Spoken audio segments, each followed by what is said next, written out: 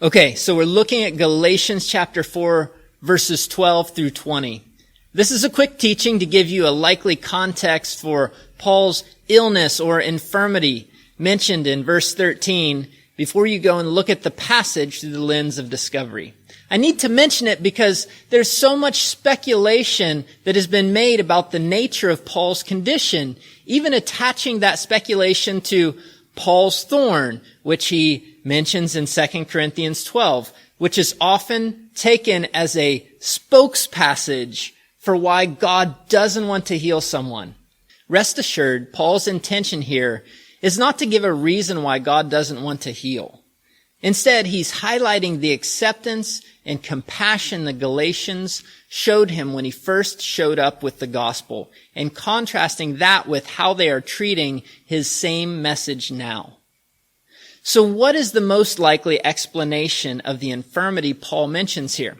We find the answer in the context of Paul's missionary journey, when he first preached the gospel to the Galatians, which you will find in Acts 14. Here's a summary. In Lystra, Paul healed a man blind from birth and preached the gospel. Then the Jews came, stirred up the crowd, and Paul was stoned. They thought he was dead, but the believers gathered around him, and then he was okay and continued on. The next day, he and Barnabas left for Derbe, won a large number of disciples, and then returned to Lystra, Iconium, and Antioch, where they explained, "We must go through many hardships to enter the kingdom of God." All the cities mentioned in this passage are in the region of Galatia, who the letter Galatians was written to. Paul was stoned, so when he showed up, he was clearly not a pretty sight. And it was because of an infirmity in the flesh, as other translations say, that Paul first preached the gospel to them. This would refer to cuts, bruises, broken bones, etc. from the stoning. Why was this a trial to the Galatians? The temptation was for the Galatians to not believe Paul because he bore the marks of a condemned criminal. Why would they believe in him?